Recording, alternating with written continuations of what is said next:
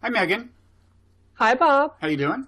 I'm pretty well. How about yourself? I cannot complain. Let me introduce us. I'm Robert Wright. This is The Wright Show, available on both streaming video and audio podcasts. You're Megan McArdle. You haven't been with us in a while. I haven't. You don't call, you don't write. I'll tell you, once you're running a major media monolith, time is scarce. Everybody wants to be on your show, I have several people who do nothing but say no. And they're working full time. It's sad but necessary. Right, but you have made it through the filter. Well, with the number of bribes I paid, I should certainly hope so. I don't think we want to go there. You never know when one of us will want to run for office down the road. Speaking of people who run for office, even though you might not have guessed it at some point in their career, we're going to talk about Donald Trump. But first, let me say a little more about you. You're a columnist at Bloomberg View, if I'm not mistaken, and the author of The Upside of Down, which I guess offers a note of hope for all of us, including our nation at this point in its history. Indeed, and don't we need one? Yes. So we're going to, I've had a series of conversations talking about kind of Trumpism and trying to figure out what's going on, and to some extent try to put ourselves in the shoes of Trump supporters. I don't mean that in a real kind of condescending way, but I mean, let's face it, I think both you and I might not have predicted this a few years ago, that Donald Trump would have this much support, right? I in fact I predicted the opposite as recently as last year when I said Donald Trump is not going to be president. He is not going to win the nomination. Epic fail, Megan. Right. The good news is that almost all of your competitors in the pundit business did the exact same thing. Oh, yes. This is possibly the biggest prediction fail ever. Really? In that literally, I think no one predicted that this was going to happen except Scott Adams, who writes Dilbert and is not a columnist. It makes you wonder how much respect our elites deserve, which coincidentally is what some Trump supporters also wonder. Indeed. I think that you saw this with Brexit, right? Where the betting markets failed. And the kind of the polls failed, the betting markets failed. And now obviously at some level, right, the betting markets have the information they have. If the polls are bad, the betting markets are going to probably be off too. But the betting markets, there was this hope, I don't know, 10 years ago that they would be better than polls, right? And on some dimensions, they have been. But they reflect, it's an elite activity, right? It is something, the people who are doing it are all very educated, et cetera. And I think that what we've seen with Trump and with Brexit both is that the elites were just constitutionally incapable of imagining that this could actually happen. And so, one hesitates to call oneself elite, but, right, it's a sociological term to refer to people who have jobs like yours. It doesn't mean, to use it to describe yourself doesn't mean you think you're better than other people. It also does not mean you are elitist. I would say I'm on the anti-elitist side of the spectrum. Right. In fact, that's the same thing. Not thinking you're better than other people by virtue of being a quote-unquote elite is not being an elitist. So anyway, you're anti-elitist. You purport to be anti-elitist, as, by the way, so many elites do that it makes you suspicious as to whether they're telling the truth. But anyway, that is your claim. That is, I claim that I'm anti-elitist, and in some ways I have been more sympathetic to Trump supporters than I think a lot of people have. I am not particularly sympathetic to Donald Trump himself. I think he is kind of shockingly badly prepared for the job that he says he wants to do.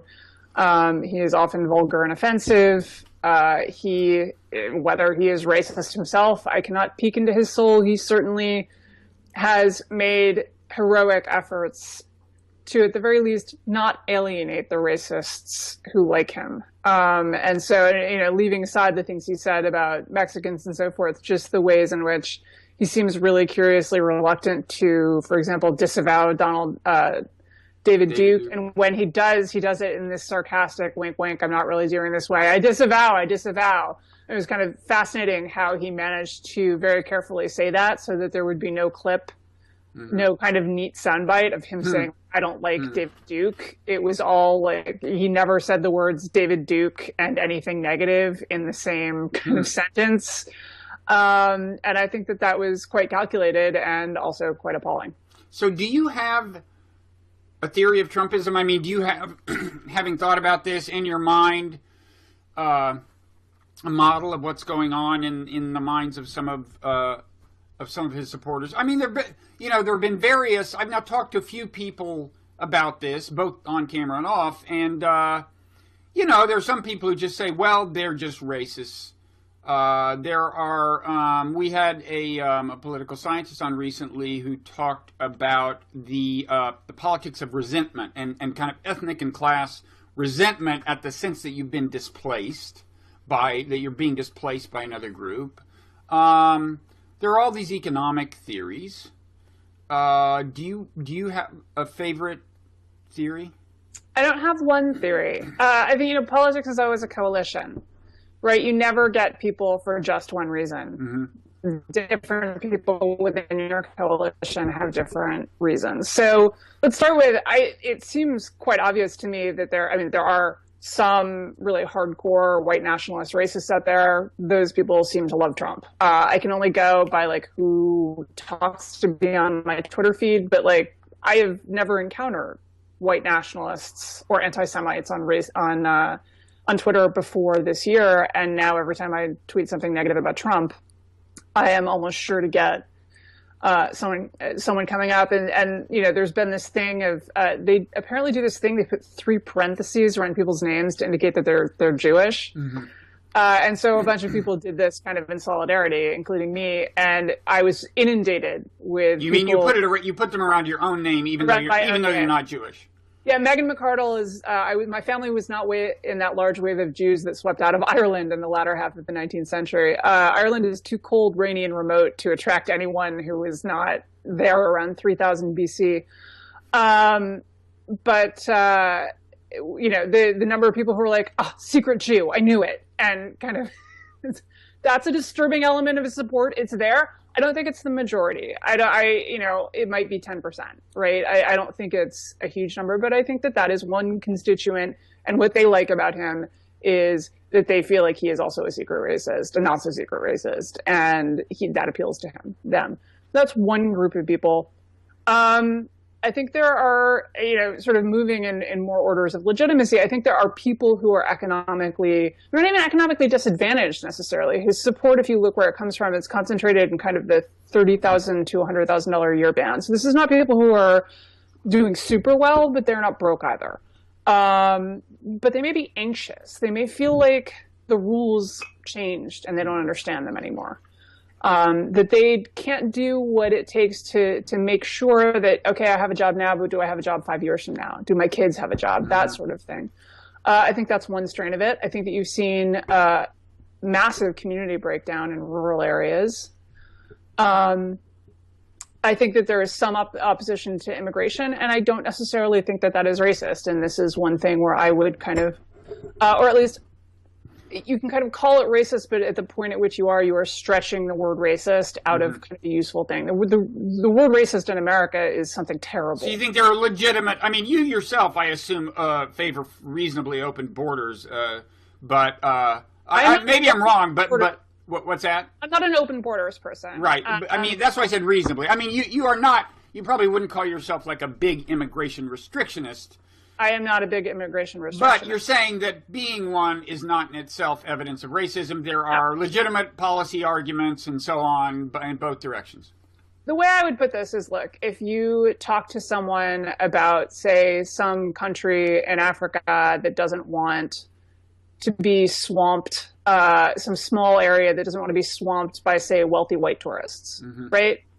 And it's not that the tourists are doing something kind of morally illegitimate. It's just that they want their community to be like their community. I don't know that this place exists, but I'm just saying as a sort of theoretical construct, if that place said to me, no, we want a community that's a certain way, that is our old way of life, we want to preserve that, I wouldn't say they're racists. I would say they have something affirmative that they want to preserve. And influx of strangers does change it. I mean, my relatives came here in the 19th century, and they absolutely changed America radically. If you look at how America's politics changed, its religious makeup, any number of things. Now, I think a lot of those changes were for the good. I think some of them weren't. I mean, you look at what happened in 19th century cities, thanks largely to my people. As you know, I can see why the Protestants were upset. But the fact that I came here makes me feel, even apart from the kind of benefits of having other foods, other cultures, et cetera, around, makes me feel sort of moral obligation to pay it forward. But there are arguments to the other side. There are people who say, look, my community is the way I want. It's not that I hate those people or I think they're inferior, but they aren't like me. And if they come here, things will change. You are importing your future electorate, and that does change things. Okay, So I think it's legitimate, and I think that elites conspire. So there are immigration restrictionists in Trump's coalition who are not necessarily racist, and we should probably emphasize that these three categories, I think you mean that they're not mutually exclusive. I mean, some immigration restrictionists are racist, and also, in terms of the economic dislocation and anxiety, that can in turn feed into positions on immigration. It can make you more racist, probably. So these things all interact, right? Absolutely. I mean, look, people are not. I am certainly not some sort of interiorly consistent calculating machine. You know, my opinions change depending on how I'm feeling that day and all sorts of things. I'm not saying my fundamental opinion. I don't wake up in the morning, I'm like, oh, I'm a communist. I'm kind of in a bad mood. But, your life experiences, all sorts of things can affect how you feel about things. Things overlap, they interact. But I would say this, is that there's a fourth group that I think is, and I think there is a lot of overlap with this group and the other three, is that they're tired of being shushed by elites, right? And you can frame that as white resentment. You can also frame it as actually elites are kind of obnoxious about these people, and this is a natural reaction backwards. So you're talking about so-called political correctness? That, the way immigration was treated, right? The way that immigration was. I think that's a kind of a. I mean, they see that as a form of political correctness. Yeah, they think if you say to Donald Trump, I don't approve of your kind of implying that some large number of Mexican immigrants are racist, or I'm sorry, rapists, they would say that that's a form of political correctness. But they also mean the conventional forms of political, we know the drill. But so it's the idea of a speech code or kind of bounds on acceptable policy positions and so on. Yeah, well, let me defend it a little bit. Right, is that the way that immigration was handled? Then you look at this, for example, in the euphemism cascade with what we call people who are not in the country illegally, right? Right. At one point, they were illegal aliens, then we changed it to illegal immigrants, and then we changed it to undocumented immigrants. And this is obviously an attempt to delegitimize, or in fact, they're here illegally. It's not pejorative to say that someone's here illegally.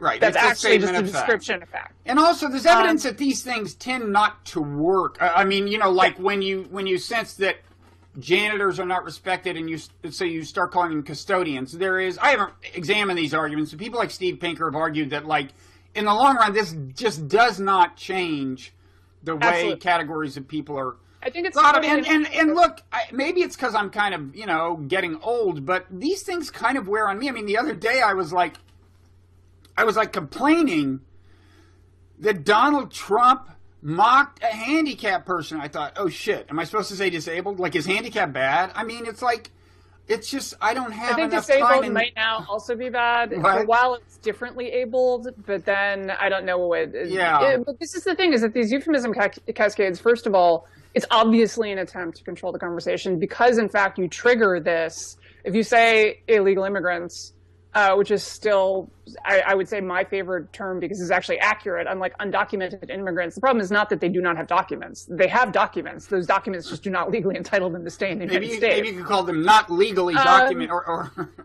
Right, and I'm pretty squishy on it.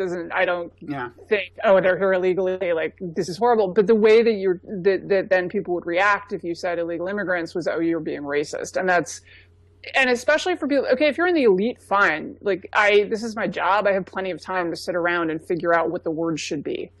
If you're not, what it feels like is some nanny came along. They have more economic power than you. They have way more cultural power than you. They're ordering you around and they're telling you you're not allowed to say what you think.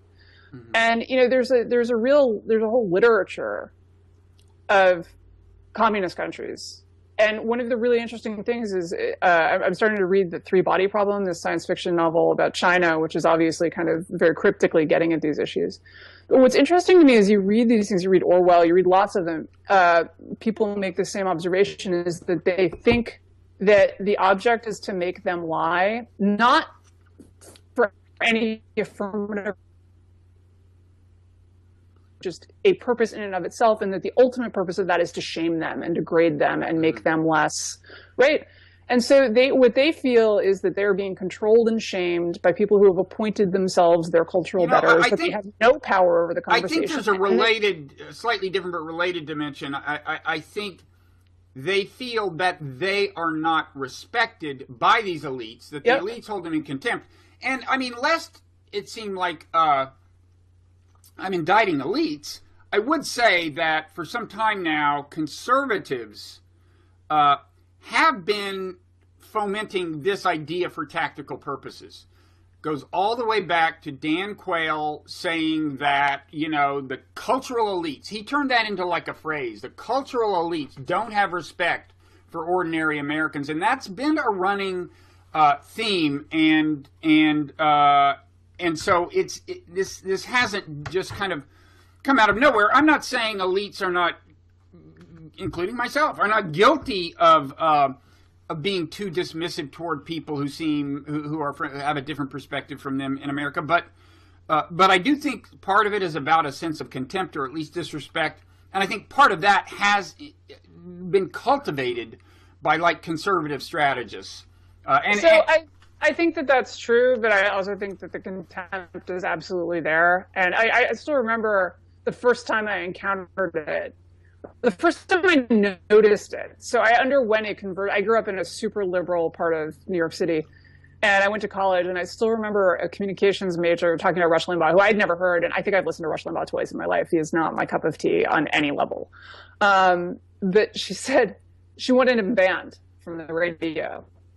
And I said, well, but that's bad. That's censorship. And she said, you don't understand. These people listen to him and they believe what he says. And it was like that thing has always stuck with me, because that really is a kind of running theme in conversations that I hear very frequently in DC and in New York, is like, these people. Mm-hmm. These people are sheep, and they are bad sheep, and they need to be controlled and herded somewhere because they're terrible. And so I think that, yes, absolutely. Do conservative strategists use that strategically? Absolutely. Just as democratic strategists strategically heighten the perception of conservative racism in minority communities, there is racism in the conservative movement. But it is railed on constantly, because that is to their political advantage. Like, right. This is how politics works. Right. Now both sides. Right? Both sides do, at least some people on both sides do, encourage the idea that they are hated or disrespected by people on the other side. Yeah. And I mean, that's and of course, Trump makes it easy for Democrats to do that, to say, hey, he's appealing to racists and so on.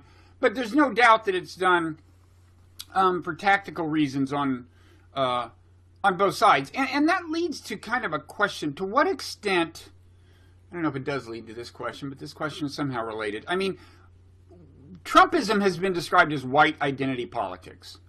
Do you think it is to some extent a reaction against the non-white identity politics that have become such a big part of coalition building on the Democratic side? Yeah, I mean, I think, first of all, the more you have ethnic identity politics, there's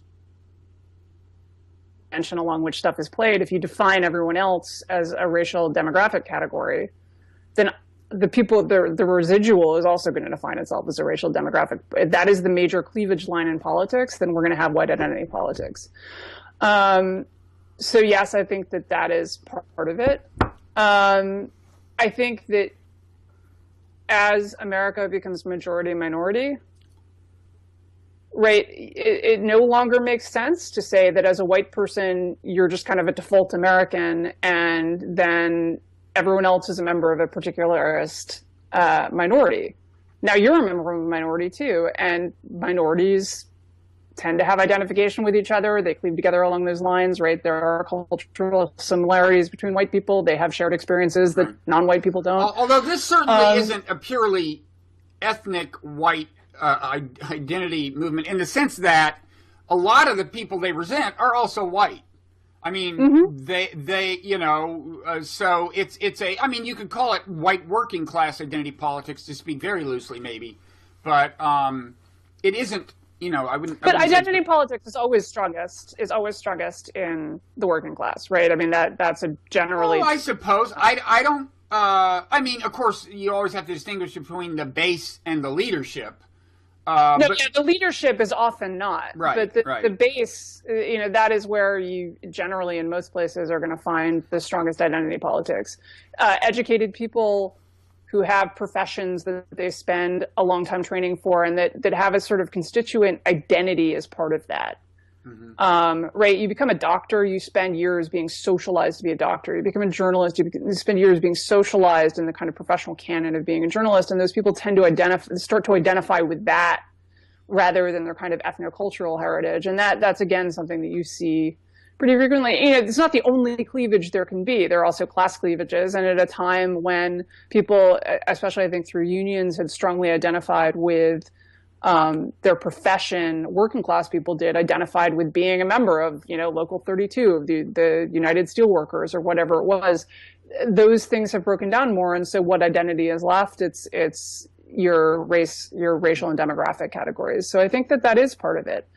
But I also think that, you know, David Frum made a really good point about this kind of shushing, about this kind of anti-elite stuff, is that he said that recently in the Ricochet podcast, he said he sent his son off to school as a liberal. That David Frum is conservative, although somewhat heterodox in many ways. But he's a pretty, you know, staunch Republican, anti-Trump Republican, but nonetheless. And he sent his son off to school as a liberal, and his son returned as like a raging conservative. And he said that it was entirely the wait, how could he send his son to school as a liberal if he's not liberal himself? You mean his son had picked it up from the air? The ether, yeah, sure. Yeah. There are lots of conservative people with liberal kids, and vice versa. Sure, but if you're talking about like age 4, you know, no, it's up to college. Oh, college. Okay, and sorry. It was this huge reaction against all the social justice stuff and so forth. But here's the thing that he said, that, you know, the problem is that you then throw the baby out with the bathwater, is that his son would be saying things. He'd be like, no, actually, that's really offensive, and you shouldn't say that. And, you know, I think the problem is that when the kind of, let's call them punitive norms, right? There are things that we can disagree about, and we can just disagree about it. If I say I may have an opinion on a guaranteed basic income, you have a different opinion. People's opinions can get very vehement, but no one's going to call me a racist or threaten my job for the opinion that I hold on. Right. There are lots of issues today where it starts to feel threatening, where at universities you can be disciplined, where people, I mean, you know, Brendan Ike got fired from Mozilla because he had a different opinion about gay marriage and had donated $1,000, I believe it was, to a campaign about that. That when there are lots of punitive norms, right, and people start feeling more and more afraid to speak, what happens is that their reaction is, no, I don't want that. And the problem is that then any norm violation starts looking okay, right? So what people like about Trump is that he violates these norms that, you know, they're tired of being shoved. The problem is he doesn't just violate the kind of dubious ones. He takes a sledgehammer and smashes all of it. And people at that point are so sick of it that they've rejected the whole system rather than rejecting the parts that are maybe a little tenuous. And I think that's what we're seeing here, is that people are so sick of the elite cultural control over them. I don't think this is all of it, but I think this is a strand of his support.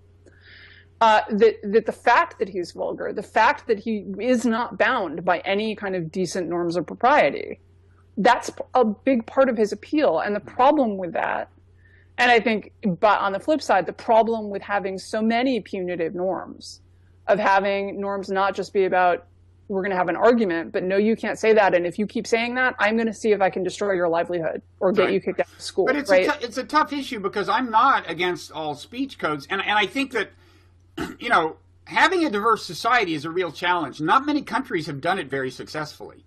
And part of what I thought was America's success until fairly recently was certain speech codes, like the ban on the N-word, which is fine with me.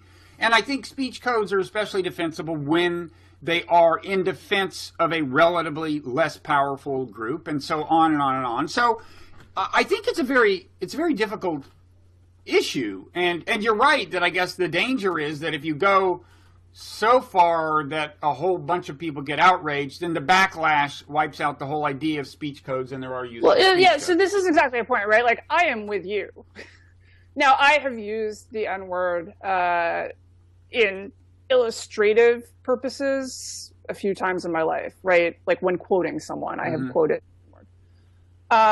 I've never said it since I was 4 years old and heard it from a black friend at school. And I had no idea, right? I was 4 and I walked home and I said it and my mother slapped me. And that was right. That was the last time I said I said that word in anything other than someone else has said blah, blah, blah, right? Without quotation marks. Yeah. Without quotation marks around it, without having some sort of illustrative purpose about how terrible it is. And I think that's fine. I think every society needs some amount of that. And the problem is that especially when the change is rapid, but also when it expands so much, right? There's only so much of that you can do before the whole system triggers a backlash.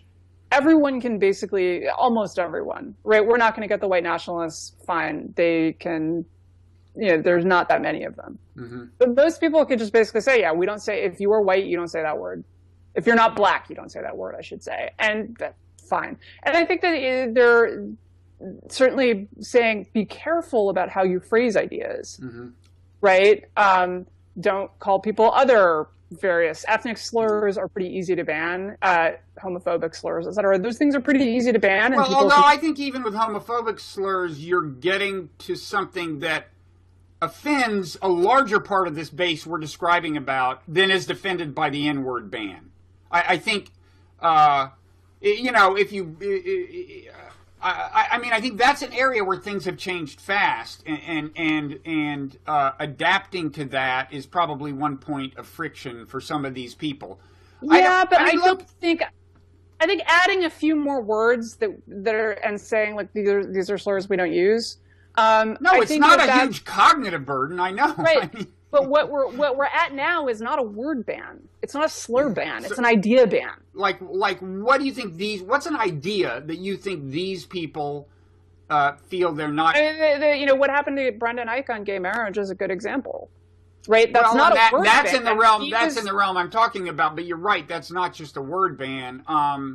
That is a ban for believing in heterosexual marriage. And yeah, I can disagree with that, but the point is that... Yeah, but it is like... I take it, and I've said this, that things have changed so fast on that front. 10 years ago, nobody thought gay marriage was going to happen in their lifetime, just about. And now it's here, and so I take it that's happened really fast, and there is this adjustment problem. At the same time, I don't personally have any doubt that someday in the future, it will have the status of interracial marriage, which is... no reasonable person doubts it. You would not defend, right? I mean, if I said, look, somebody got in trouble for espousing separation of the races, I don't think you'd be defending them the way it sounds like you want to defend this guy. And yet, I think in 20 years, these two ideas will have the same status, gay marriage and interracial marriage. So let's talk a little bit about what happened to Brendan Eich exactly. Right. So as far as I can tell, reports seem to agree that he was scrupulously fair with gay and lesbian employees in his employ. Right. That this was not in any way an issue of discrimination at work, which is a whole different category. Right. That this was literally he gave money to a private organization that was advocating for a legal change or against a legal change, really. He did not publicize it. He didn't say anything about it. That list was leaked. right? The IRS, someone at the IRS took the list of people who donated to this. I believe might have been California State Tax Office. Someone at the tax office leaked the list, and then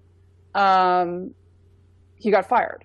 Yeah. So, right, this is not about behavior, and it's not about, look, would I say someone should be fired from their job for privately? I'm finding it hard to imagine an organization that advocates against interracial marriage. But I should also say this. That's my point. But I should also say this. Someday there won't be those things with respect to gay marriage either. You need to give people space to change their minds. If you go from 10 years... I'm not really arguing either way. I'm just...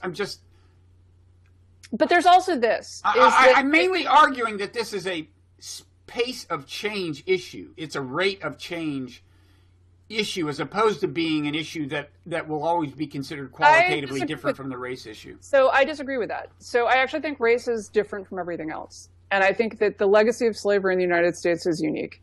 It is the original sin of our republic. It justified things. So, for example, I think that states should have the right to secede. If Hawaii wants to leave right now, they should be free to. On the other hand, I also think that seceding over slavery is not okay. And I kind of square this circle by saying you have the right to secede, that the South should have been allowed to secede, and then we should have invaded to end slavery. But at any rate, the point is that we did a bunch of things. We've always, for 150 years, we have taken legal steps that are kind of not justifiable on principle, on legal principle. I mean, they're totally justifiable on the principle of extirpating this terrible wrong we did to millions of human beings. I feel similarly about affirmative action, is that, you know what, this thing happened, we have to undo it. It's not kind of fair, and I don't care. And now we can have practical arguments about affirmative action, but as a principle matter, and I feel that way about just a large number of things. Brown v. the Board of Education was not necessarily a good, but as a woman, right, I don't think that I deserve that saying things about women is on the same par as saying things about blacks. It's a different thing. I don't think it's as bad. Well, the issues, the issues are arguments that are okay to make about women, mm-hmm. that I don't think are okay to make about black citizens. And but that has too been applied to women, and it's not a pace of change thing. These changes have been happening for 50 mm-hmm. years, but it is now dangerous to believe things in a way that it wasn't 50 years ago, that it wasn't 20 years ago. And so if you think about like the gay marriage case, right? For me, if someone had told you 10 years ago, gay marriage is about, part of having gay marriage be legal is that obviously people who disagree with gay marriage will be legally required to bake a wedding cake for that wedding. I don't know about you. I would have been like, that is some BS propaganda. That is never going to happen. You are just making crap up so that you can, like, to make a stupid argument against gay marriage. And then it happened.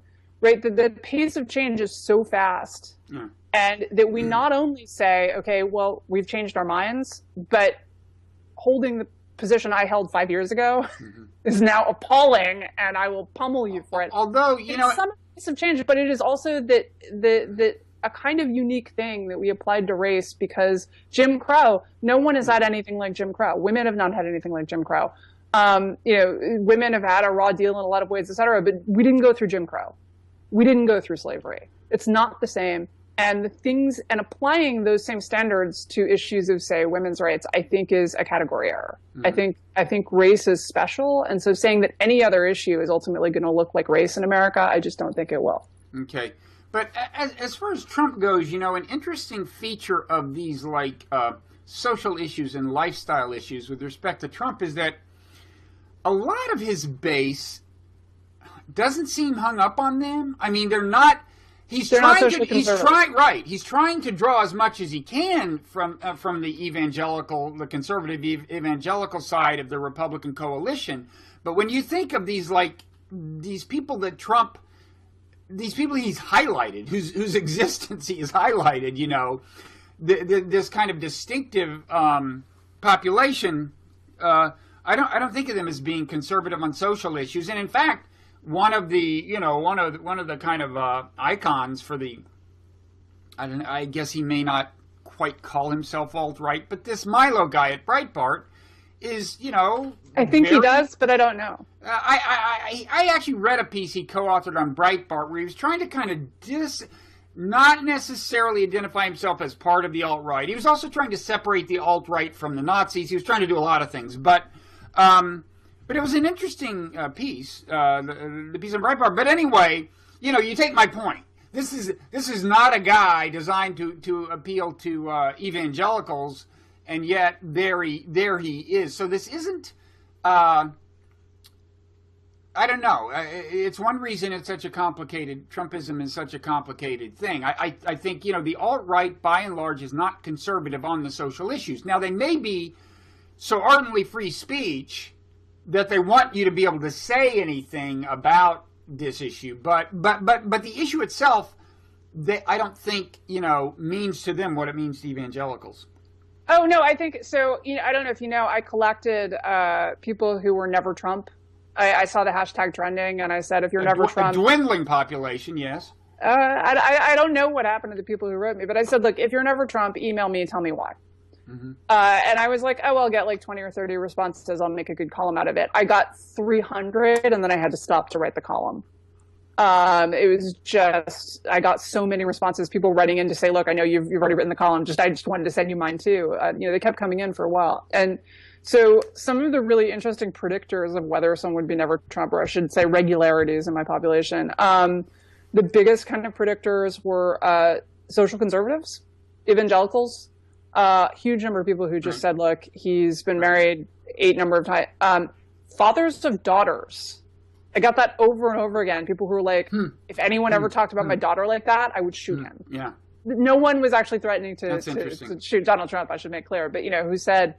I got a lot of guys in the military who were like, I don't want him sending my people. And I got a number of people who were in intelligence or had been, and who said, look, I think she should be in jail. And I still prefer her to him.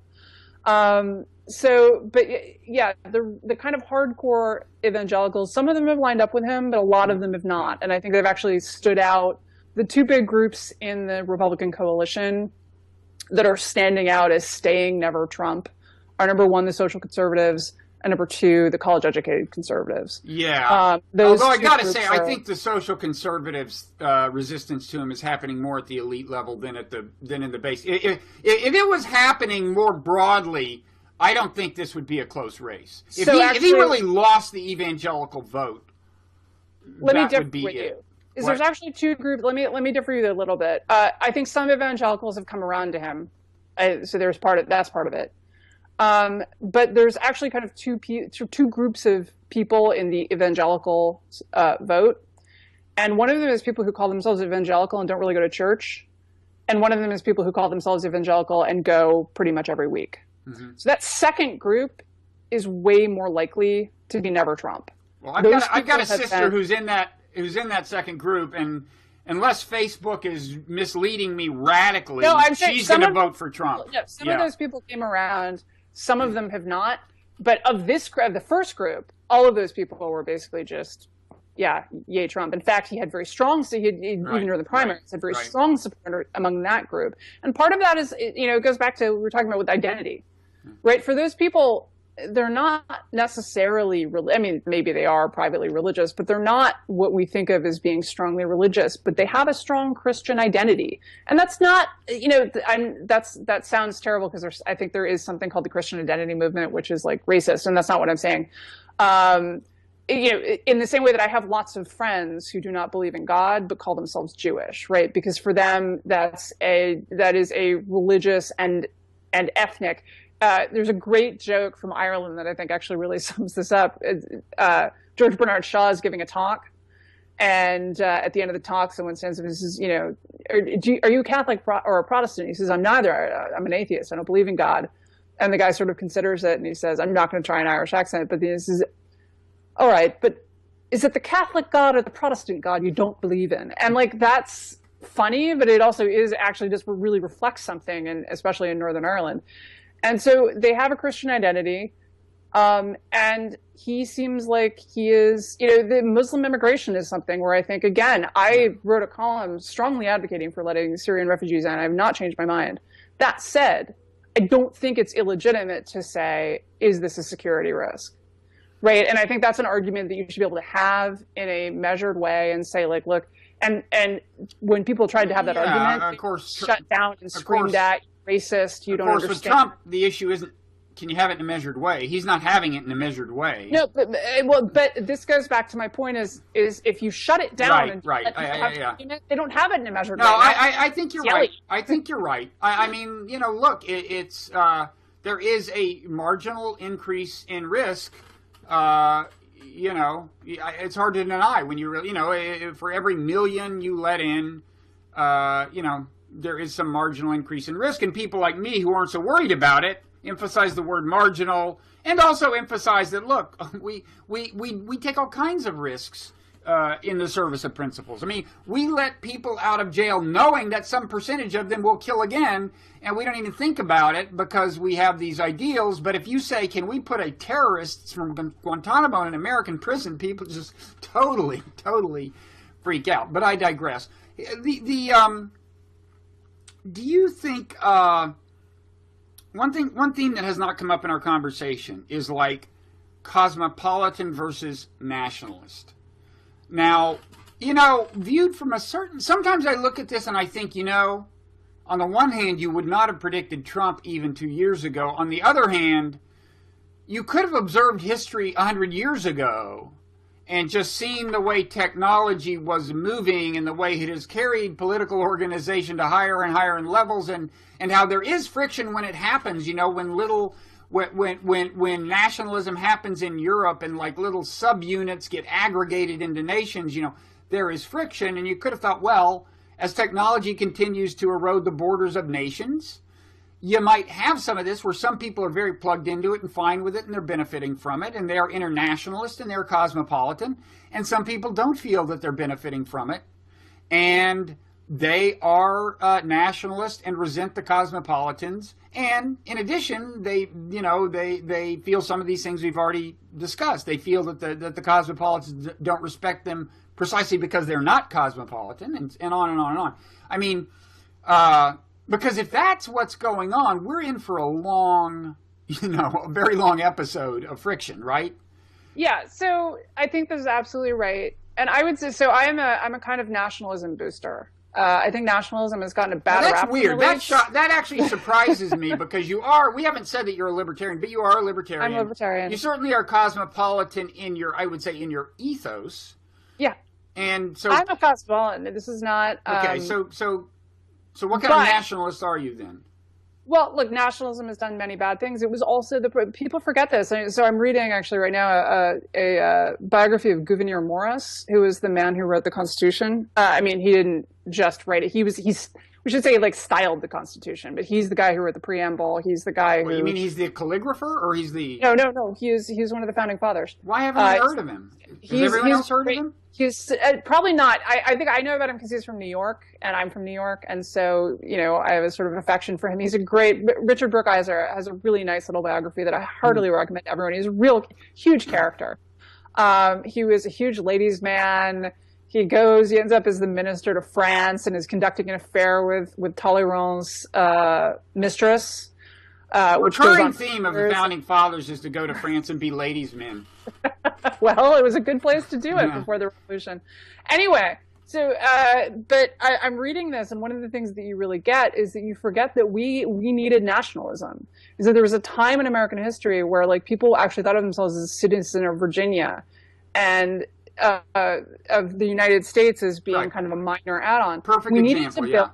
Right. We needed to build a nation. Italy did this in the same way, right? Germany did this, and German nationalism obviously had many. But in order to get a nation, you need nationalism. You need a sense of yourself as a specific thing that is this, and those other people are not like us, right? And it's very bad things. It is also necessary to the modern state. And cosmopolitans decided that they had to get rid of it. Okay, but wait, I mean, this is my point, is that there was a time when not only did people have to come to think of them more as Americans, but less as Virginians. Yeah, that was inevitably part of it. And that's because we were at a point in history where technology was creating, political order on a larger scale and making social organization on a larger scale natural in an economic as well as political sense. And so the adaptation had to happen. I'm saying now, similarly, national identity, in a certain sense, makes relatively less. I disagree with this. So I disagree with it on multiple levels. So first of all the things that liberals like, the welfare state, right? That's a nationalistic enterprise. Mm-hmm. We're not going to have a welfare state that includes citizens of Chad. Yeah, well, that wouldn't bother you particularly if the welfare state eroded, right? But if you want a welfare state, what is the argument for having the welfare state? Why would you do this? If you were actually being a kind of disinterested humanitarian, mm-hmm. we would cut our welfare state to zero and send all of the money to Africa. Mm-hmm. The only reason to have these things is as a nationalistic, and in order to get people to support it, then you need a national identity upon which that system claims, right? You cannot have to coordinate. Why would I let, and this is something that I really think. I'm not arguing for moving all functions of governance to the global level. But it's not just that. It's that if you want people to support this thing, then they need to primarily have a national identity. That's a true... Right? And we decided to get rid of it. Elites decided to denigrate it. This is very different. Oh, come on. Don't overstate it now. I mean, in terms of speech codes, one thing very few elites can get away with is saying they are not patriotic, even if they don't feel patriotic, right? But it is becoming more and more possible. And so a perfect example, the national anthem. The black football player. Yeah, but that's not elites who are kneeling. That's not cosmopolitan elites who are kneeling. Let me finish my point. Okay. Is that over and over again I saw the same response, which is we should get rid of the national anthem at sports events. Right? And it's one of these things where like libertarians say we should get the state out of marriage and that solves the gay marriage problem, and it's just silly and doesn't make any sense. And it's a similar thing. Now, I should say, to start with, I have some quarrels with Black Lives Matter tactically. I think that the cause they're fighting is very important. I think that the criminal justice system is unfair to African Americans, that it needs desperate reform. And so I am not, in fact, quarreling with this football player's decision not to salute during the national anthem. I think that's a perfectly valid, if you feel that your country is abusing you, that is a perfectly valid thing to do. The solution is not to get rid of the national anthem so that he won't have a gesture to make. Partly because, meaningless symbols of nationalism are great. We need more of them. If you don't have meaningless symbols, then people at the same time, like invading other countries. Well, wait, but they are invoked to get us to invade other countries. And by the way, the issue of patriotism in sports goes beyond patriotism per se. Big football games have been turned into displays of militarism, right? It's like you've got to have the jets flying overhead at the Super Bowl. Absolutely. You've got to have the veterans coming out. No, I mean this is different from just patriotism. When you have jets fly over, that's just different. You don't think that somebody's got an agenda there? I don't, and I think that this stuff is the stuff where we talk about this is militarism. Respect for veterans. Look, I'm an Army brat. First of all, don't try to out whatever me. I don't think I'm an Army brat. My father was a career Army officer. I love living on Army bases. I have tremendous respect for the military. But my father was no more enthusiastic about stupid counterproductive wars that get tons of people killed than I am. And I'm just saying these symbols of patriotism that you seem to think should be invoked and solidified without limit, so far as I can tell, are then used to, among other things, get us to come pretty close to destroying the Middle East, which we seem to have just about done now. I'm going to actually differ with that, only in the sense that I think the Middle East is perfectly capable of destroying itself. Well, we'll never know. We'll never know since we did the job for it by invading Iraq and setting all of this in motion. War, and I was wrong, and that was a huge mistake. But I actually don't think that was about militarism. I think that was about 9/11. And I think that, again, the kind of idea that you can somehow get rid of these really very fundamental instincts. Yeah, but by Megan, just pretending they don't exist. After 9/11, there was a discernible increase in the degree of enforced patriotism. The things you weren't allowed to say right after 9/11 expanded. I'm against that because you should. Okay, but I'm just saying it's part of the game. I mean, I just want to know, we've totally. I mean, we've totally left the Trumpism behind, although maybe we can enter it from another angle now, because so many of Trump supporters would hate me for what I'm saying now, right? Which is actually weird, though. Wait, no, they wouldn't. And this is another complicated thing about it. Supposedly they are anti-interventionists, and this is a weird, they are very pro-patriotic, pro-military, anti-interventionist. And look, I tear up at the Star Spangled Banner. I believe in patriotism. I don't believe in mindless patriotism. You know when I tear up? You know when I tear up? At the 7th inning of baseball games, they play, this is a post 9/11 thing. At the 7th inning of Major League Baseball games, they sing God Bless America, and they used to sing Take Me Out to the Ball Game. Mm-hmm. And I think, like, when the hell did this happen? Wasn't the Star Spangled Banner enough? I mean, no, seriously, we sang the Star Spangled Banner at the beginning of the game, and I am not kidding. It's like, I'm not really that worried that we're on the verge of turning into Prussia. I mean, I think there was a lot of shaming after 9/11. I mean, you were one of the people for the war. You weren't as conscious of it, but being against the war was not that easy after 9/11. If you wanted to maintain your credentials as like a serious national security guy in Washington. I agree. And look, I think that was wrong. Well, this is all part of it. But, okay, yes, all of these things are always contested, but it doesn't have to be part of it. And part of it is finding a nationalism that channels those things, right? Part of it is that we have to have the national identity. If we don't have it, everything is going to fall apart. We are not going to be able to conduct, if we cannot get people to say that they have a primary American identity that they're willing to sacrifice for, then the country is going to fall apart. So the question is not, the question to me is not nationalism or no nationalism. The question is, what does a nationalism look like that is less about invading other countries and more about finding But at the moment, it looks like Donald Trump, which is what worries me. But that's what I'm saying. But it doesn't. But see, it doesn't. Is that when people like us are not kind of full-throatedly supporting patriotism and so forth, it gets taken over by the worst people, right? Is the elites abandoned this field. Well, the other and then thing they're surprised that weeds are taking over. The other thing is, well, yeah, and just to underscore that, I mean, Trumpism is not about supporting the kind of nationalism you or I favor, because it's not about embracing all ethnic groups in America with equal enthusiasm and calling them all Americans, right? I mean, that is what you're worried about. But I'm equally worried that on the other side, what we end up with is particularism and people not affirming a kind of common American identity. You mean on the cosmopolitan side? You're worried about. But wait, that's particularism in what sense? In the sense of that the cosmopolitan class is the particularist allegiance? Yeah, it's absolutely a particularist allegiance. Yeah, it is. One way of saying kind of what nationalism is, and this is a very crude definition, right? But who's got your back? Right, if I'm going to Asia in November. If I go there and I get in trouble, who's got my back? Mm-hmm. The United States has my back. They're the people who are going to come out, right? So the thing is, if you're, and that's also true at the smaller community level, and this goes back to a little bit about what we've been talking about with immigration and so forth, is that if you're pretty well off and educated, and you have a lot of social capital, you don't need someone to have your back as much, and so you don't need.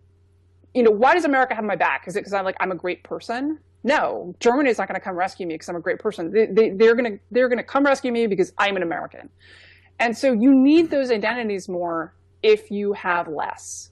And so for cosmopolitan elites, there was a perfect example of this. There was a comment, everyone I know retweeted this comment, and I thought you've so completely missed the point. It's amazing. After Brexit, where someone said, do these people not understand how that they're making it harder for people to go abroad and work and marry other people and it was like, yes, of course they understand that. That's why they voted that way. They don't want you to go, right? What you want is to be footloose and have no obligations to anyone that aren't chosen. And what they want is this identity that protects them.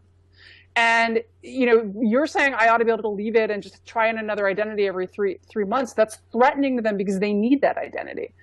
And so this is the thing. We have to fuse that. We have to find a way for cosmopolitan elites to come. And because the other thing is that, look, if someone, in some sense, if you want a cosmopolitan elite, you want that to be your primary identification, fine. But then, if I identify primarily as American, why would I let you run my life?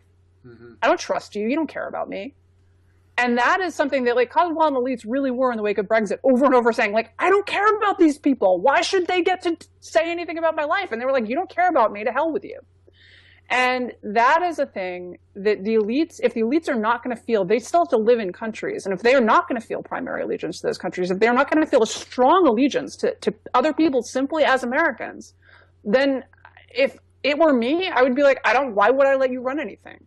You don't care about me. And so I think that we really need to think about what we did and what happened and the kind of political chaos that has created of people not feeling that strongly tied to their country.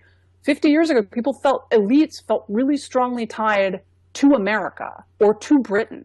They felt a very strong identification as those things. As that thing has slipped away, I think it is legitimate for other people to ask, if you don't feel strongly allied to Britain, why would I let you? But just as it was natural 200 years ago that some functions and in a sense allegiances moved from the level of like Virginia and Maryland to the level of the United States, we're living in a time when certain functions, there are more policy issues, like global warming and trade deals and the non-proliferation agreements governing weapons and governing who can put a satellite where and internet domain names and so on. There are more policy issues that transcend a national border. There's a certain amount of just natural, organic bonding that's going to happen because the economy is more global. It's going to cross national borders, and you have to accommodate.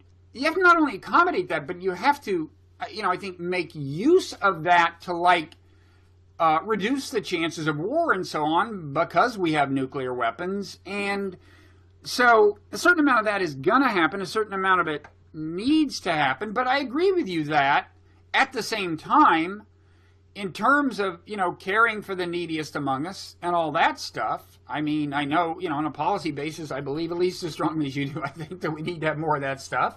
And this is why I brought it up. I think maybe this is the biggest challenge signaled, or this is the largest and most abstract way of framing the challenge that Trumpism poses, right? Or not? Yeah, I think that the primary challenge is that I would say that there are two primary challenges, and one is that I think that American society is fracturing. It's more fragmented, it's more partisan, and it's more angry than I can ever remember it. And I came into politics at a pretty angry time. I got my start, not exactly my start, I got my start as a blogger after 9/11. I started blogging 2 months later, as a lot of people did. And it wasn't this angry during the Iraq War, and that's the angriest thing I remembered before the last 2 years. People hate each other, and increasingly what I see on the internet is that there's kind of what people just want is something to hate, right? Did some idiot from the political opposition who you've never heard of, who lives in the middle of nowhere and has some like 8th tier position at some group or party chair you've never heard of, right? Did that person say something dumb? Show me so that I can just light into that person and swarm them, etc. Like more and more people want something to be angry about. There's just a huge amount of solidarity building by hating on the other side. And this is on both sides. It's not one or the other. Both sides, this is basically what they want to do. And it's sad to me.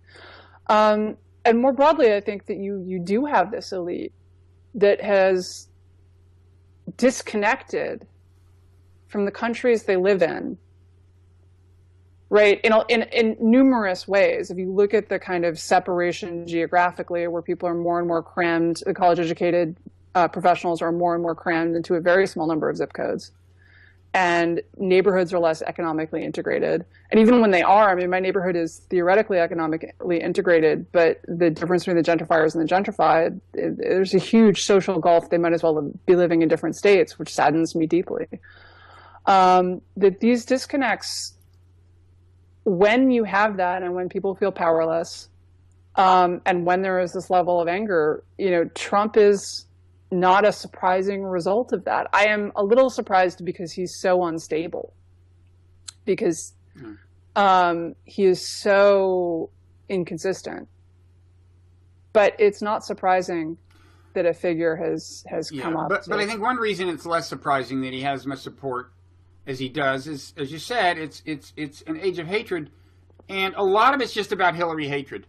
I mean, I'm more and more convinced that not only would Joe Biden be doing much better against Trump than Hillary, I even think Bernie Sanders would. I mean, there's just a huge amount of Hillary hatred, and that's a reflection of the age. And I do think it's partly technologically embedded, as people have noted that the same technologies that cross borders also cocoon us into these kind of communities of self-reinforcing belief. But one thing I'd say about all of this is, and this encompasses the problem of polarization in America and my ambivalence about nationalism, is that I just think the big problem with the world is the psychology of tribalism. And all group affiliation very often has the danger of belligerent tribalism, and nationalism certainly does. And by the way, Trump draws on that side. I mean, he can say he's not for intervention, but we got screwed in that Iran deal.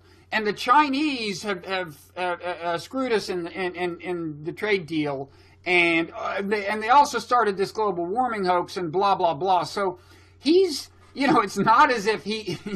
I mean, it's funny. He's not exactly focusing on the more positive side of nationalism. But anyway, just to explain where I'm coming from, I just think the psychology of tribalism is something humankind has to overcome. And it goes beyond policy. It's almost like a spiritual challenge, certainly a moral one. And I've always been tempted, or I've been tempted lately to say, like, I want to belong to, like, the tribeless tribe, the tribe of people who have no tribe. But of course that's ironic. I get it. But then people say you just can't. People are always going to have affiliations they really care about that are kind of pre-rational. Well, yeah, functionally arbitrary. Okay, so it's like functionally natural that if you're a computer programmer, you hang out with computer programmers, blah, blah, blah. But I would call ethnicity a kind of, in a certain sense, functionally arbitrary tribalism. I don't want to get too deep into this, but I will close by saying, look, I think that cosmopolitans have defined themselves as the tribe of people with no tribe. And first of all, I think they behave very tribally. Yeah. They're constantly increasing their solidarity by bashing people who aren't like them. Mm-hmm. Right? I mean, this is a huge activity within the tribeless tribes. So, in fact, I don't think there's such a thing as a world without tribalism. And I think that I take Jonathan Haidt's point, which is that all of these things that make us loyal to groups have bad aspects of it. We become tribal, we smash, that is sacred, don't touch. Those things are also what enable us to do magnificent things, right? Is that if you think about it, these things are like evolutionary shortcuts that let us agree to do stuff without negotiating everything all the time. Right, I know I can rely on Americans because they're American, right? If I'm abroad and I'm in trouble and I see an American, I think the American's probably more likely to help me than anyone else, which is not to say that no one else would, but I think that there is a little bit of that. There's a little bit of that in everyone. So yes, it is dangerous. It is also what allows us to coordinate to do things without having to stop and write a 97-page contract every time we want to blow our nose. And it's simply necessary for cooperation to have some level of it. So the question is not, are we going to have tribalism? We are. The question is, how do we mitigate the downsides of tribalism, which are extensive, right? Because part of what is a group, it is defined in part by who is not in our group. And that is one reason that I think that these world government things are kind of doomed. I don't think that until we're invaded by aliens, humanity is not going to succeed in defining itself as one tribe. Well, right. But that's a problem, because traditionally, that is what's held political entities together. And so when, social organizations in some ways moving the global level, and there is no consolidating force like that, it's. But one thing, I guess my argument would be like, look, that cosmopolitans, including, I think, me, this is all new thoughts I've been having in the last 18 months. Cosmopolitans, including me, thought that we'll just have a world without tribal loyalties. And it turns out that we don't. What happens when you do away with nationalism is that lower level tribal loyalties instead become the dominant force, and that's worse than the nationalism. Well, you know, whether it's worse than nationalism depends on what part of history you're living in. In the 1940s or in 1915, I'm not sure you would say there was much that was worse than nationalism. I don't think we should forget about that. But Europe, it's not like 1914 was suddenly like Europe had been peaceful for hundreds of years before nationalism came along. Europe was constantly, I mean, how many people died just in the French Revolution with, what was it? 250,000 French people died in the Vendée. There is some national conflict, but I mean, there's huge national conflict. I mean, 100 years war, 30 years war. I mean, there were a lot of... No. I said there is subnational conflict, right, as with revolutions. But, but I'm emphasizing how much damage has been done by national conflict. We've now strayed very far away from the thing. But I mean, the challenge, I do think this is the big challenge. I think more than you, I believe that technological forces make nationalism as it has existed for the past couple of hundred years something that is going to have to be amended, and I think you think it's not going to have to be amended very much. So I think I see a graver challenge than you do, but because... So I would say this: I think it does need to be amended. I think it needs to be strengthened in some ways and weakened in others. But I don't think it's going to go away, and I think if the idea of amendment is that we will somehow get rid of it, I mean, we can get rid of nationalism, but then we end up with subnational units. I do not think that we are going to get rid of it and end up with supranational units. There's just not, first of all, because a lot of, China, for example, China is fervently nationalist. They're not going to stop being fervently nationalist. So, part of these things are they're strategic against other people. It's fine to be a group that's all in favor of peace and love, but if there's another group running around with knives, what you want is some ability for your group to retaliate. And so... Yeah, but that's not what's going on in China. And, I mean, that's the problem. I'm actually talking about not violent conflict. What I'm talking about is things like, look, China is very nationalist about things like global warming. They're very nationalist about all sorts of issues. And so if you're relying on a system that requires everyone to stop being nationalist, well, you can kind of see that in the weird countries, the Western and educated, industrialized, rich countries, developed countries. I don't see that in the smaller countries. What that means is that I don't really see that there. I don't see. I'm not expecting nationalism to end or arguing for it to end. I'm wanting to construct a different sense of what American nationalism is about. Certainly different from what Trump wants. And on that, I think you and I are completely agreed. Yeah. Okay. Well, we've got a whole nother argument we could have some other time, it sounds like, even divorced from the context of Trump. But thank you, Megan, and we will get to the bottom of this eventually. And I'll see you at the secret cosmopolitan meetings that are held on the East Coast. I'm making popovers next week, so... What's that? I'm making popovers for the next one, so be sure to be there. That is not what they serve at the secret cosmopolitan conclaves, Megan, as you know. Okay. Thanks. Good to see you. Okay, take care.